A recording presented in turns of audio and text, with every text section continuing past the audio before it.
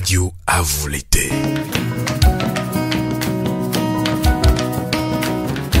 Interview, analyse, débat sur la situation politique et culturelle africaine sur Radio à vous l'été. Radio à vous l'été. La voix des sans-voix, la voix des opprimés.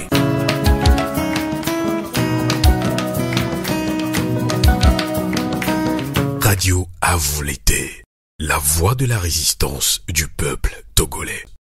Eh bien, la tension est toujours vive entre pouvoir et opposition face à la grave crise qui secoue le Togo depuis plus de 6 mois de contestation populaire. Le doute plane autour de la médiation. Les médiateurs ont-ils réellement désisté comme on le lit sur les réseaux sociaux? Pourquoi la manifestation du 13 janvier est-elle un événement crucial pour la coalition? Nous allons nous entretenir tout de suite en ligne depuis Lomé avec Francis Pedro Amozou, membre de la cellule de communication de l'ANC, Alliance nationale pour le changement. Francis Pedro Amozou, bonsoir. Bonsoir Amos, bonsoir aux auditeurs. Eh bien, nombreux sont des observateurs qui déplorent la campagne de désinformation, de dénigrement, d'intoxication, de diffamation notamment dans les colonnes des journaux et sur les réseaux sociaux. Francis Pedro Amozou, vous êtes un doyen dans le domaine médiatique. Alors, comment analysez-vous l'usage qui se fait au Togo des réseaux sociaux dans le traitement de la crise qui secoue le pays? Je voudrais d'abord, avant de répondre à votre question, saisir l'occasion pour présenter mes vœux à tous les Togolais de l'extérieur, qu'ils soient aux États-Unis, qu'ils soient en Europe, en Asie et même en Afrique. Je veux que cette année-là, tout le monde soit en bonne santé, que la paix, la joie nous accompagnent tout le long de la nouvelle année 2018 et que la miséricorde et la grâce de Dieu soient sur nous. Votre première question, l'utilisation des réseaux sociaux dans la crise togolaise n'est pas une mauvaise chose en soi, mais comment les uns et les autres utilisent les réseaux sociaux, les journaux, pour résorber la crise togolaise. C'est ça qui est le problème. Je peux série la chose de 3 façons. Il y a des gens qui ne veulent pas qu'il y ait un changement au Togo. Ces gens-là, il y a le pouvoir, il y a les envieux, il y a des gens qui ne comprennent rien. Une deuxième partie, c'est des gens qui pensent que ils peuvent se servir de ces réseaux sociaux-là pour dénigrer, vilipender, faire ce qui leur passe par la tête, parce que ce n'est pas eux qui sont au devant de cette lutte. Uniquement ça, de l'envie. Il y en a aussi parce que ils ne savent rien, ils comprennent rien de rien. Ils se lèvent tous les matins, dès qu'ils reviennent le soir. Et surtout, je ne veux pas titiller la diaspora, mais il y en a, dès qu'ils reviennent le soir dans leur salon après avoir mangé, ils prennent leur WhatsApp et c'est eux qui donnent des leçons à ceux qui sont sur le terrain et qui font un travail extrêmement dangereux, qui affrontent ce pouvoir-là sur le terrain. C'est eux qui sont les meilleurs stratèges, qui disent n'importe quoi et sur les réseaux sociaux et surtout sur WhatsApp. Non, WhatsApp est bien fait pour nous permettre de communiquer, de faire des recherches, d'améliorer nos conditions. Mais WhatsApp n'est pas fait pour dénigrer. Internet, ce n'est pas fait pour dénigrer. Voilà comment les gens utilisent les réseaux sociaux. Et parfois, moi je suis un peu stomaqué en voyant des choses, des affabulations. On dit des choses que vraiment personne, un homme sensé ne peut penser. Alors, voilà pour moi, utiliser les réseaux sociaux, c'est de faire en sorte que ce moyen de communication puisse nous aider à asseoir la démocratie dans notre pays. Mais pas autre chose. Pas des affabulations, pas de mensonges, pas de dénigrement. Je ne dis pas que les gens, dès qu'il y a quelque chose, ils ne peuvent pas en parler. Ils doivent en parler. Mais il faut d'abord vérifier l'information. Ce n'est pas tout ce qui passe sur WhatsApp ou sur Internet. Ce n'est pas tout ça là qui est vrai. Moi, je dis que WhatsApp, c'est à 99% du mensonge. Donc, faisons attention pour ne pas annihiler tout le travail que nous faisons sur le terrain. Tout à fait, Francis Pedro, on peut comprendre votre indignation par rapport à l'utilisation des réseaux sociaux qui d'ailleurs a été vraiment utilisé par des Togolais au début de cette crise. Et là, le gouvernement avait-il raison d'arranger la coupure de l'Internet comme ce fut le cas pour, dit-on, raison de sécurité? Couper Internet, c'est une connerie. Aujourd'hui, Internet, personne ne peut maîtriser Internet. Au moment où vous êtes en train de vouloir couper Internet dans votre pays, mais il y a d'autres applications qui vont permettre aux citoyens du pays de naviguer royalement. Donc, c'est une pure connerie de vouloir couper Internet dans un pays. Le gouvernement du Togo est un gouvernement dictatorial et ce gouvernement-là fait feu de tout bois, croyant que en coupant le téléphone filière, en coupant Internet, comme ce fut le cas en 2005, il trouvera profit. Mais non, on ne peut pas couper Internet. On ne doit pas couper Internet. C'est pas parce que il y a certains qui utilisent mal les réseaux sociaux, utilisent mal Internet, que ça peut donner raison à quelqu'un de couper Internet. Mais couper Internet pour soi-disant sécurité, mais c'est bête. C'est même quand vous coupez Internet là que vous êtes en insécurité. Puisque vous-même, vous n'aurez plus moyen de contrôler un certain nombre de choses. Vous vous coupez de l'information. Donc, je ne peux pas permettre, en tant que journaliste, je ne peux pas permettre que pour des raisons, je ne sais pas, alambiquées, on coupe Internet. Je ne suis pas sûr que c'est une bonne chose. Il faut laisser libre Internet et faire en sorte que cet outil-là puisse servir royalement tout le monde. Alors, Francis Pedro, parlons un peu de vous.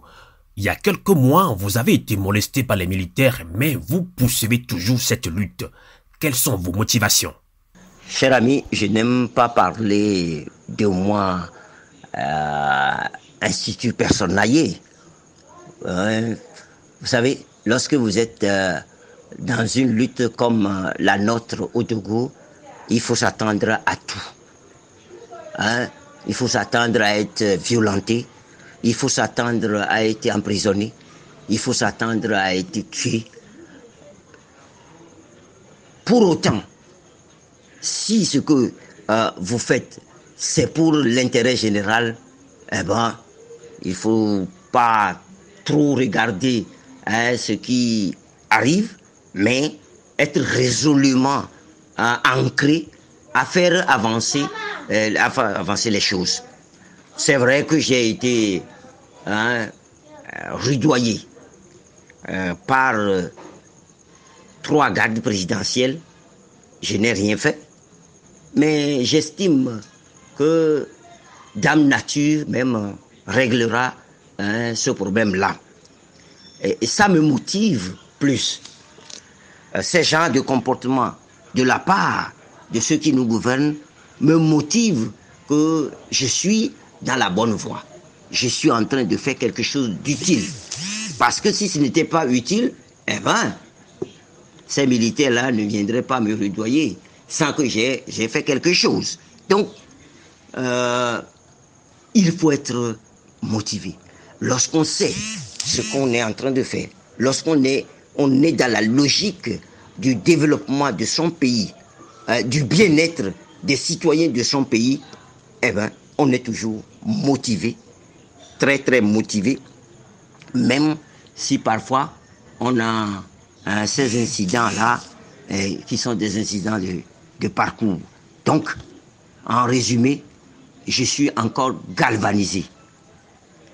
Je suis encore galvanisé pour que mon pays, le Togo, puisse devenir demain un pays véritablement démocratique, un pays où coule le miel et le lait. Notre hymne dit l'or de l'humanité, pour que le Togo devienne l'or de l'humanité. Tout à fait, le peuple togolais est debout malgré toute forme d'intimidation. Francis Pedro, la coalition des 14 partis politiques de l'opposition appelle à une marche nationale publique et pacifique demain, samedi 13 janvier. Alors, pourquoi cette date selon vous? Pour la manifestation du 13 janvier, j'appelle le peuple togolais tout entier, surtout ceux de Lomé et de ses environs, à sortir massivement.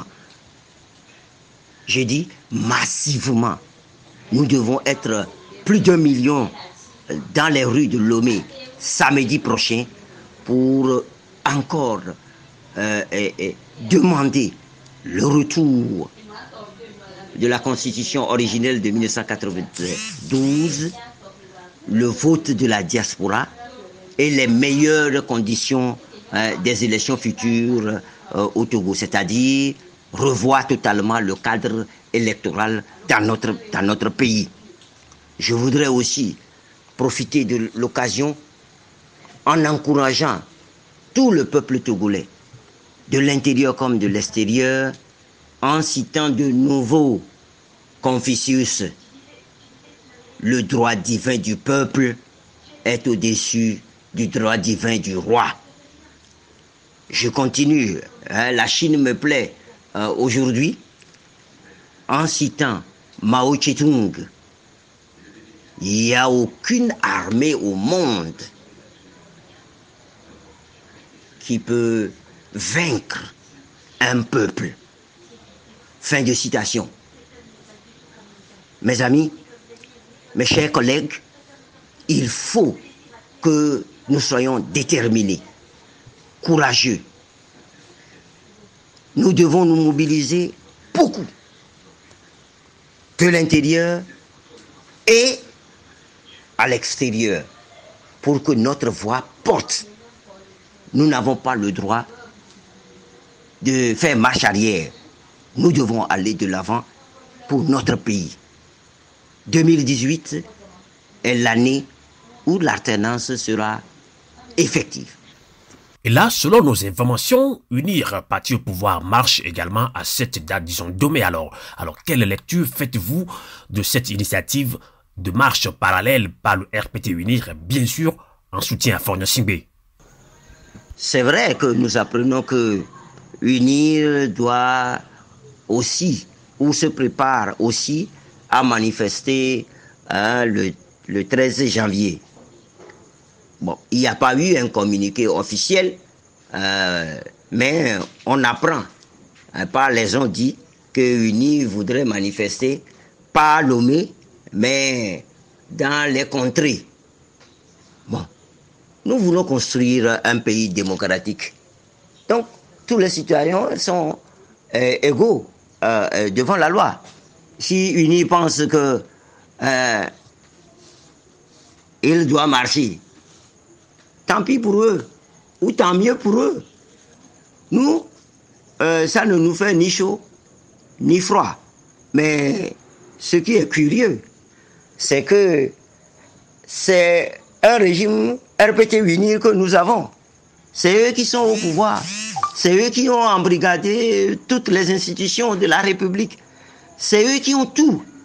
Mais pourquoi manifestent-ils?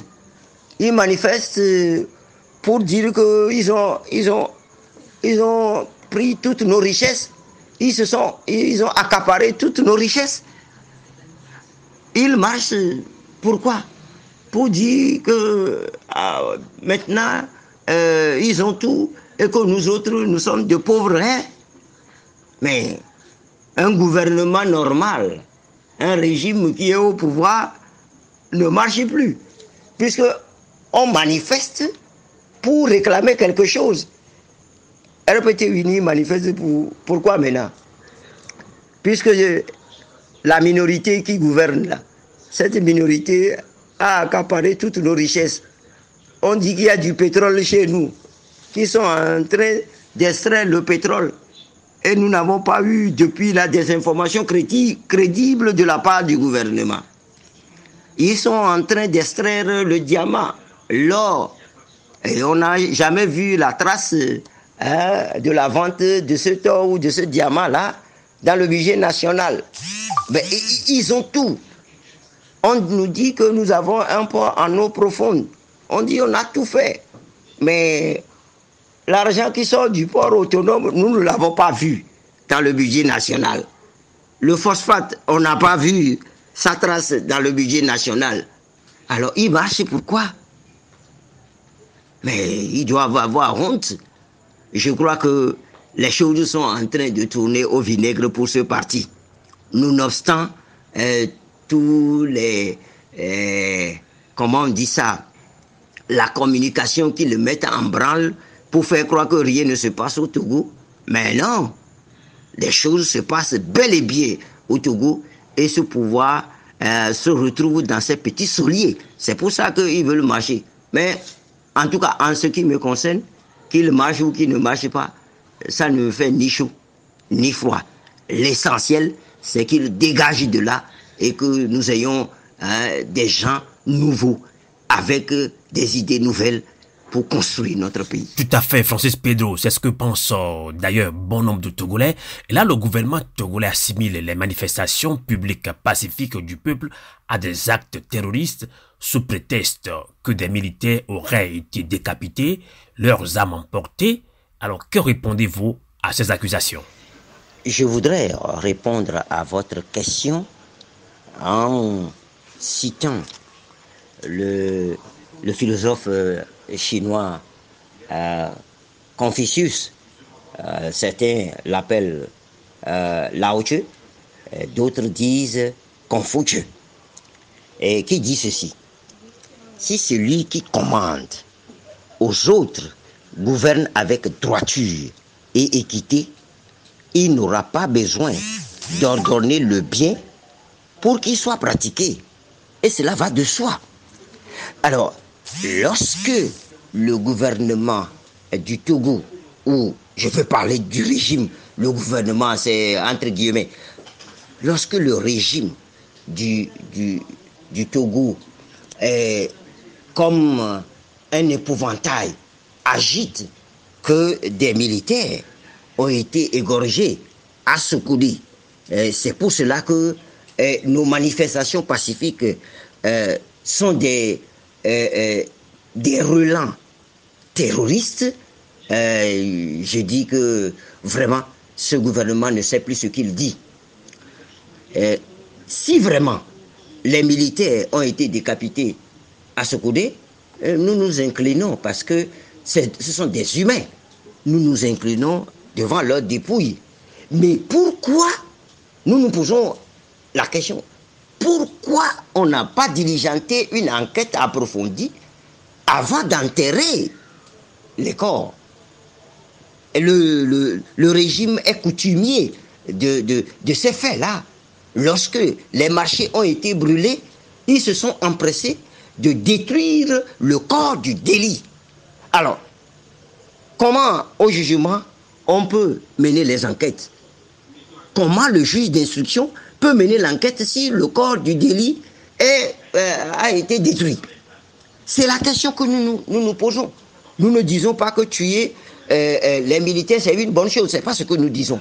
Mais nous n'avons pas eu la preuve tangible que ces militaires-là ont été tués. On a vu des cercueils, on les a mélangés avec les cercueils des militaires tués au Mali. Nous ne savons plus ce qui s'est passé. Et personne ne peut nous dire Voilà comment les choses se sont passées. C'est tout ce que nous disons. La manifestation de la vérité, nous ne l'avons pas. Donc, si le pouvoir nous assimile aux terroristes, non, c'est que le régime cherche la petite bête. Regardez nos manifestations.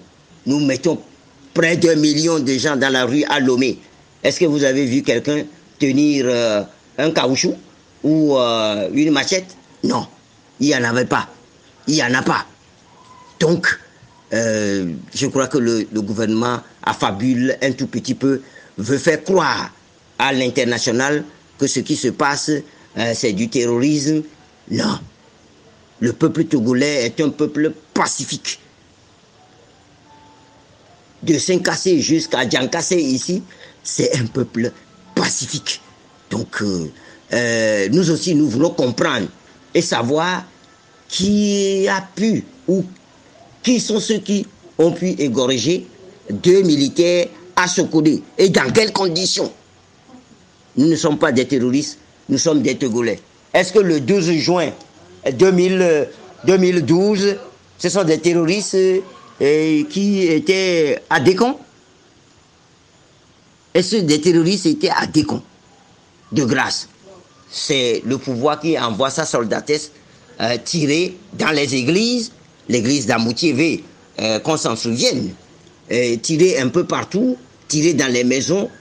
C'est le pouvoir qui agit comme un terroriste.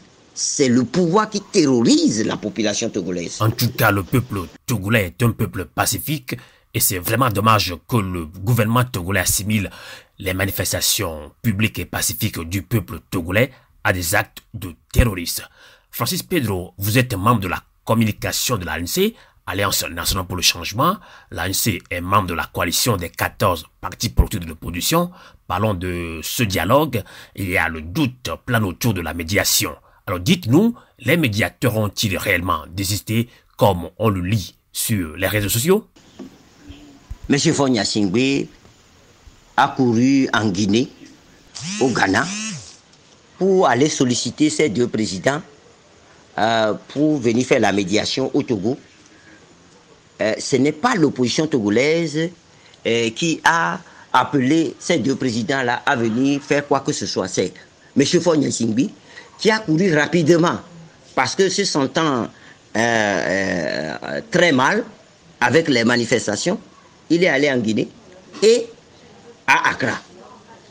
Alors, maintenant qu'il pensait que ces présidents-là allaient le soutenir dans son plan machiavélique, celui de rester indéfiniment ad vitam aeternam au pouvoir, et quand il a senti que vraiment ces deux présidents ne vont pas aller dans son sens, eh ben, il est en train de torpiller cette médiation-là. Nous avons entendu dire que la CEDEAO dit que non, il n'y aura pas de médiation. Je dis à tous les Togolais, que ce soit à l'intérieur ou à l'extérieur, que la CEDEAO n'a jamais dit ça. La CEDEAO a dit qu'il faut résoudre très vite le problème du Togo pour que la crise ne s'envenime pour déstabiliser toute la sous-région. Et c'est pour cela que la CEDEAO a demandé au président béninois et au président burkinabé de se joindre au Ghana pour faire la médiation. Entre autres, sur la médiation, je veux que tout le monde nous comprenne. Il a été établi avec le pouvoir, avec les médiateurs et avec la coalition des 14 qu'il faut des mesures d'apaisement.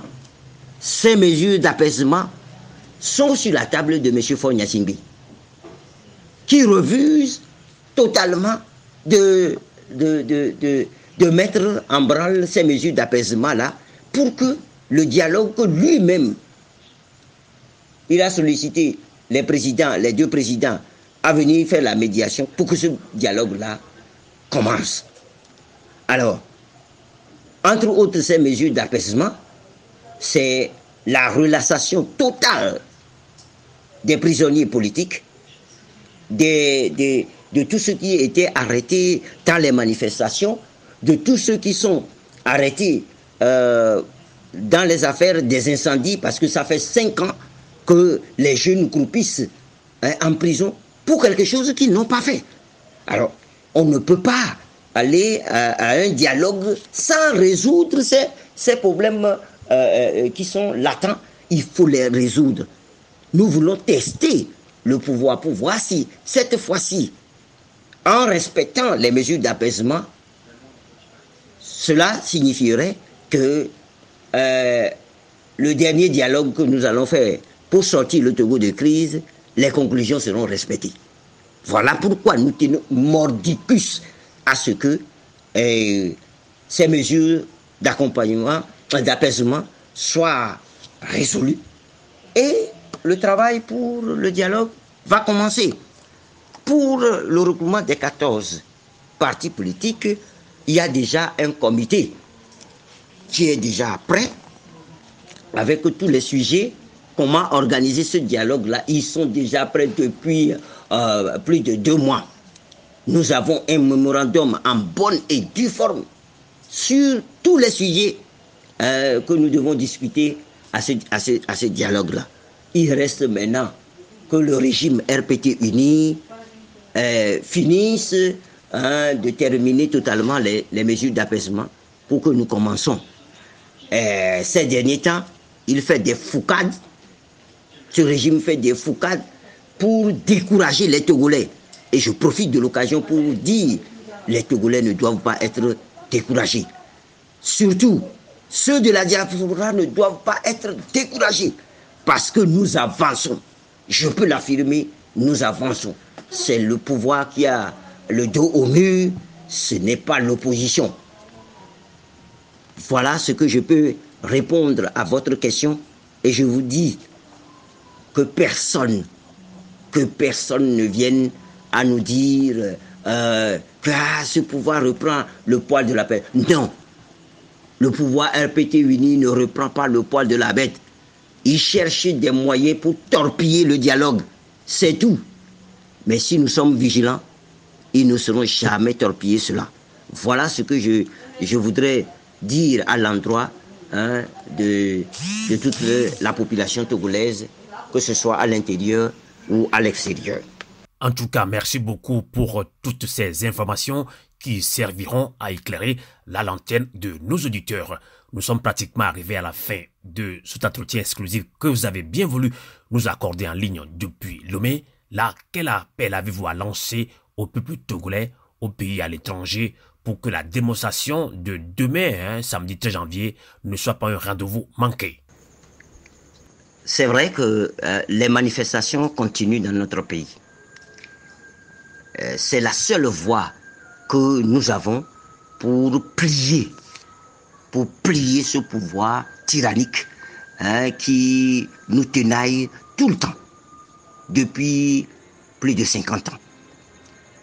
Nous avons voulu, je veux parler du regroupement des 14 partis, nous avons voulu marquer cette date parce que c'est à partir de là, à partir du 13 janvier 1963, le coup d'État de 1963, où le père de la nation, je dis bien le père de la nation, Sylvanus Epifanio Olympio, a été abattu froidement par des débits soldes. Et à partir de cette date-là, le Togo est rentré dans une crise infinie. Infinie. Donc, il fallait marquer cette date pour dire aux Togolais, pour marteler dans la mémoire des Togolais que c'est à partir de là que nous avons des problèmes dans notre pays. Donc, la coalition a voulu faire une manifestation ce jour-là sur toute l'étendue du territoire. D'abord, en mémoire de Sylvanus Olympio. Ensuite, continuer par condamner cet assassinat qui à plonger le Togo dans le noir. Et ensuite, troisièmement, se lever à partir de cette manifestation-là et dire il faut coûte et coûte que l'alternance vienne dans notre pays et que ce pouvoir tyrannique des Gnassingbé puisse passer la main. Voilà le sens que nous donnons aux manifestations du 13 janvier. Et je crois que partout, les Togolais qui sont à l'extérieur, partout sur le globe terrestre, devront marquer ce jour-là en manifestant, en faisant en sorte que le monde entier connaisse encore mieux les problèmes du Togo. Et ce n'est que par là que nous pouvons, et je le dis, nous pouvons plier ce régime-là. Merci beaucoup Francis Pedro Amouzou, membre de la cellule de communication de l'ANC, Alliance nationale pour le changement. Merci de nous avoir accompagnés en ligne depuis Lomé. Je reprends la citation du général Eric Chaeseki. Clairement, if you don't like change, you're going like irreverence even less. Si vous n'aimez pas le changement, vous n'aimez non plus la raison. Merci et de m'avoir reçu dans votre émission. Bonne année à tout le monde. Bonsoir, la lutte continue. Coucou les Tetenta.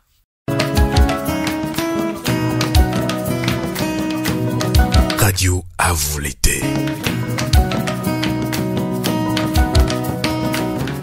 Interview, analyse, débat sur la situation politique et culturelle africaine sur Radio à vous l'été. Radio à vous l'été. La voix des sans-voix, la voix des opprimés.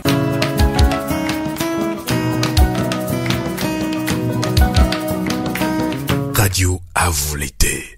La voix de la résistance du peuple togolais.